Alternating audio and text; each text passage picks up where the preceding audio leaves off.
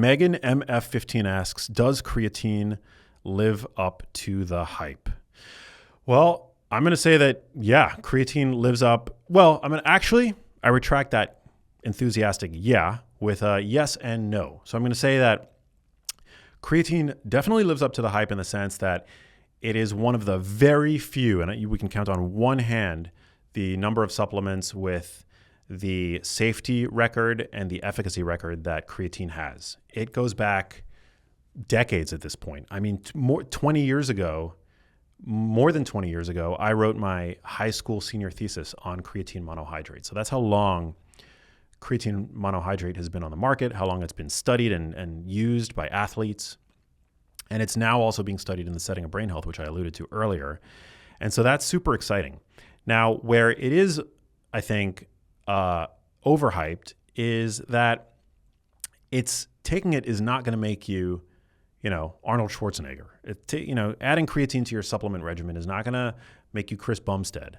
It is going to give you a, 5% boost, 10% boost in the gym. It's the sleep, it's the hitting your protein target, it's your diet quality, it's consistent strength training that are going to be the big needle movers in terms of your health. If you're a woman, it's not going to make you G.I. Jane, okay?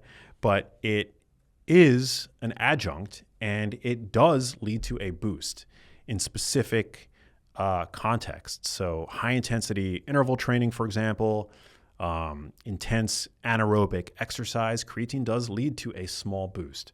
And so for that reason, I think it's definitely worth. It's almost a no-brainer if you're healthy, if you have healthy kidneys, if you're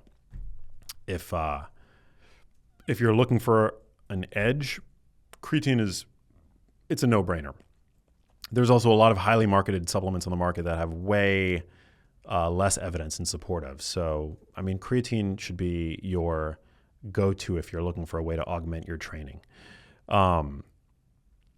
From a brain health standpoint, we do need a lot more research in that regard.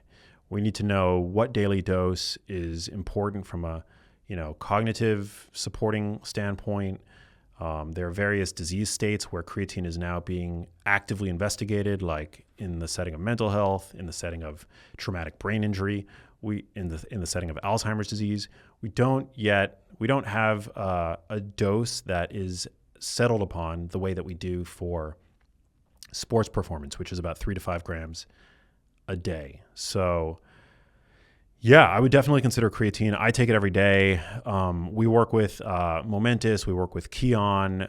In terms of sports supplements, you don't really get better than Momentous or Kion. So, they both make a great CreaPure creatine product. And I would highly recommend looking into that. So again, it's not an anabolic steroid.